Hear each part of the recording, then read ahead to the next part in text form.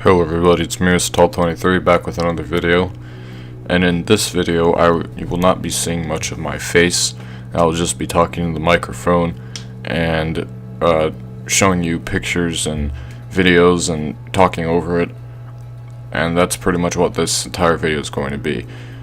As you can probably already tell by the title of the video and of what you see on the screen right now, this is a video talking about the evidence for the Exodus of the Israelites from Egypt that took place in about 1523 BCE. I know that there are many dates ranging from about 1550 BCE to 1250 BCE. A lot of people think there are different times, but I believe it is 1523 BCE, and I'll explain that probably in the next video. This will probably be a two-part video because there's a lot to talk about, but I just want to cover the main points and give you the evidence for why I believe the Exodus did happen. There is archaeological and historical evidence, although you may hear from people that there is no evidence at all. There actually is, and I will explain why. I'll show you what these things are. This video will use discoveries discovered in the last 30 years by people such as Tim Mahoney, who you see on the screen now, and famous biblical archaeologist Ron Wyatt. In this particular video of this two-part video on the evidence for the Exodus from Egypt, I will be covering the evidence of the arrival into Egypt, as well as the evidence of their stay in Egypt, and I will be trying to link the Hyksos people to the Hebrews in Egypt. A major reason why many Egyptologists and archaeologists reject the idea of a biblical exodus as a historical fact is because they rely too much on the writings of an Egyptian priest named Manetho, who lived in about 250 BCE and who compiled a king's list for Egypt. The problem with trusting Manetho is that because he came many years after these kings and queens reigned, it is not known if he is accurate or not. Also, because Egypt had a very egotistical view of themselves, it is likely that he fabricated many of these names and the lengths of their reigns. They add these up and assume that what he wrote was supposed to be a consecutive list, even though there are many periods of Egyptian history when there would have been multiple kings. Manetho's writings are definitely inaccurate and should not be trusted for Egyptology. We should rely on older writings instead of what he writes for the kings of Egypt. The commonly used date for the unification of Upper and Lower Egypt today is 3100 BCE, but I say that Egypt was actually created sometime between 2300 BCE and 2100 BCE. Now I'd like to talk about the second assumption, or the second reason why many people reject the idea of the Exodus as a historical fact. In the Torah, it describes that the Hebrews lived in the land of Goshen, in northern Egypt near the Nile Delta, and they lived in a city called Ramses. Because the city of Ramses was built in about 1250 BCE, many people assume that the Exodus took place at that time or around that time. However, this is just an anachronism, and they did not actually live in the city of Ramses, but they actually lived in the city under it, called Avaris. An anachronism is the act of putting an event or name in a time period that it does not belong in. When the Torah says that the Israelites built and lived in the city of Ramses, it does not mean that they literally built and lived in the city of Ramses. They actually built and lived in the city of Avaris, which is a city that is under it. It is what is called a tel. In modern Egypt, it is known as Tel el-Daba, and it is a mound formed from cities being built on top of each other from hundreds of years of occupation by different peoples. An interesting thing about the city of Avaris is that there is a large palace in the middle of it, and inside the palace there are 12 pillars, probably meant to represent the 12 sons of Yaakov, or Jacob. Around the palace are 12 graves. One of the graves is much greater than the other. These 12 graves are probably the tombs of the 12 sons of Yaakov. In this picture, you can see the palace in the background, the very large building, and the 12 graves of the 12 sons of Israel. 6 of them are on the left and are lined up near the palace. 5 of them are on the right, and 1 of them is much larger than the others, and it is a pyramid tomb. Back then, pyramid tombs were only reserved for kings and important people. What you're looking at now is a statue that was found inside of the pyramid tomb. It has been identified as Yoseph, or Joseph, the son of Yaakov. The reason why the statue was identified as Yoseph is because of the throw stick which is you can see on his shoulder.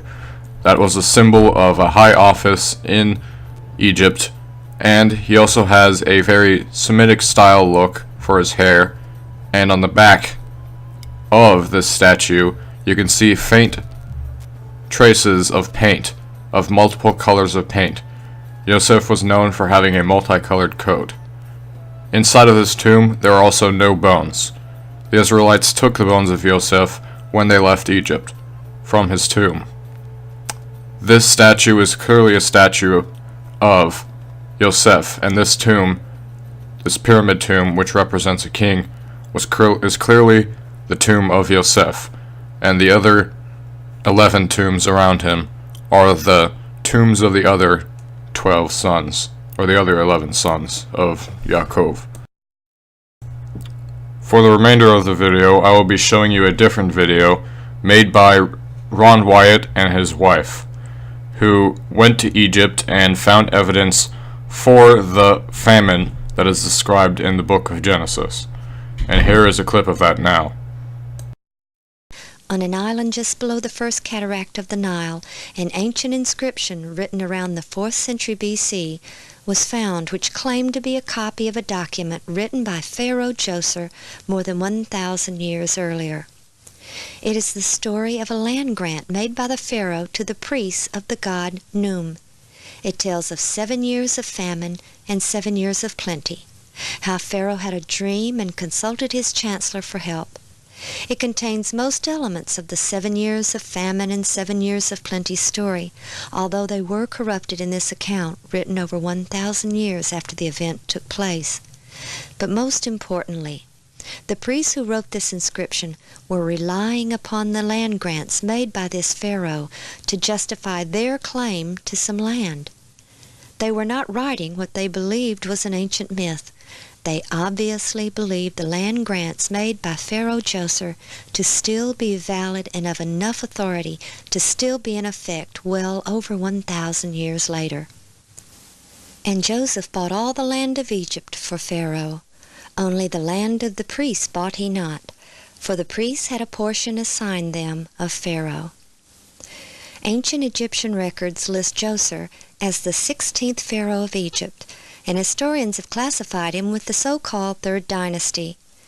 His chancellor, named Imhotep, was first known through the writings of the Egyptian historian Manetho, who in the 3rd century BC wrote, "During Joseph's reign there lived a man named Imhotep, who had the reputation of the Greek god of medicine, and who invented the art of building with hewn stone."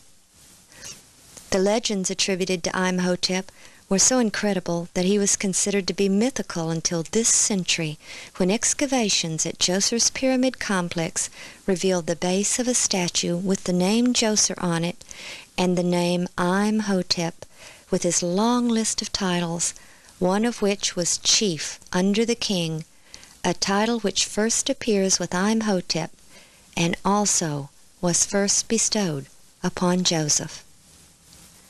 Imhotep was also the architect of Pharaoh Joseph's pyramid and surrounding complex, a veritable city within a city of incredible beauty and extremely advanced in design. Built on the plateau of Saqqara adjacent to ancient Memphis, the pyramid within the complex is the first ever built in Egypt. Ron Wyatt spent a great deal of time here searching for evidence which might shed light on the biblical account. Such an event as the famine described in the story of Joseph and the distribution of grain to the other countries would have required a major facility and system of organization.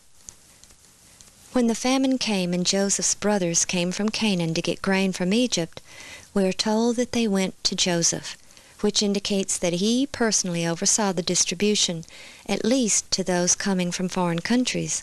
And this would mean that there was certainly a central location or granary to which the foreigners came.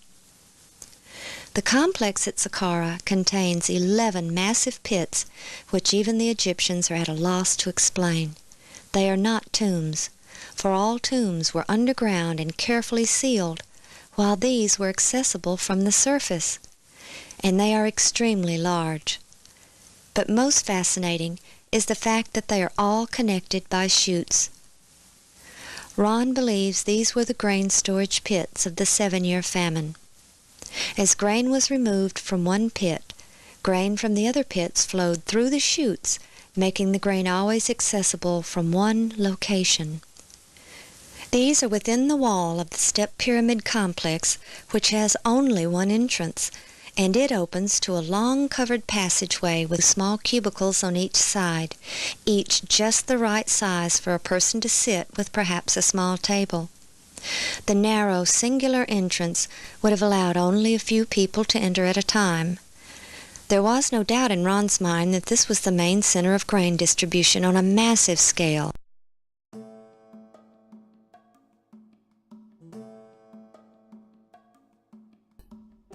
As people arrived to get their grain, they lined up to enter the long corridor.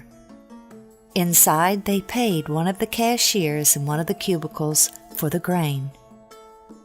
After payment was made, perhaps they were given a sack for grain which reflected the amount of their payment. Then they proceeded through the corridor straight to the area of the grain bins. Once there, they descended the stairway next to the storage bins, handed their sack to a worker who filled it with grain and returned it to them. Then they exited through a small door on the lower level, which led to the outside of the complex. When the pits were first excavated, bits of grain still remained in them. Okay, so this is all for this part in this series I'm going to do. I know earlier in this video I said it would probably be 2 parts, but it may be 3 parts actually. So this is my first video giving the evidence for the Exodus, where I talked about Yoseph and the Israelites in the city of Avaris. And next episode I will actually talk about the plagues and the multiplication and more stuff on Avaris, and possibly even the actual Exodus. And then maybe in part 3 I will talk about Mount Sinai and the 40-year period of wandering in the wilderness. So that is all for today. Goodbye.